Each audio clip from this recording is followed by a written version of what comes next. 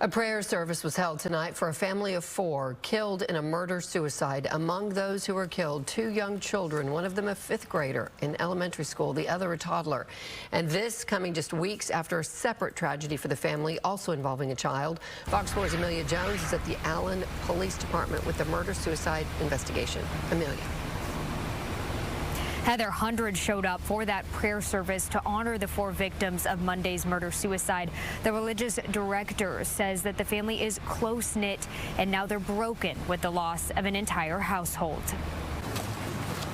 One by one, people entered the Islamic Association of Allen.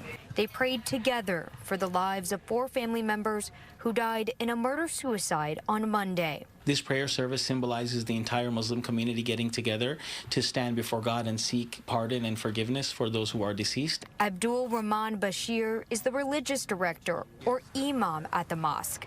He says the family were members of the congregation. This is definitely news that no one is ready to wake up to hear, let alone the family members, but even for congregation members who perhaps didn't even know them. Allen police say 2 adults and 2 children were found dead inside a home Monday morning. Police say the call came in from another family member who was locked outside the house and couldn't get anyone to come to the door. She was just really distraught. Police identified the victims as the father, Farman Sherwani, the mother, Layla Sherwani, 12-year-old son, Shaheen Sherwani, and 2-year-old son, Mateen Sherwani.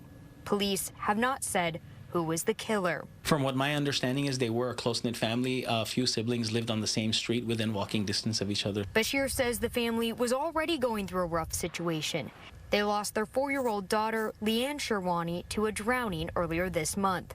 Police say the drowning was a factor in the murder-suicide. Definitely, in this type of situation, it's not easy for any family. In spite of having many other family members here, they were really broken. 2 years ago, Bashir says the congregation experienced the loss of a family of 6. Also to murder-suicide. Obviously, it's something that really punches the gut of the entire community, especially since we experienced something like this not too long ago. He says there will be mental health programming for members of the congregation throughout the week. This is a message that I've been telling the congregation for a while now, that if there is something that is bothering you, please reach out to someone. The family has asked for privacy, but I asked Bashir, is there anything everyone at home can do to help? He told me that everyone can help by just being there for someone to listen to them in their time of need.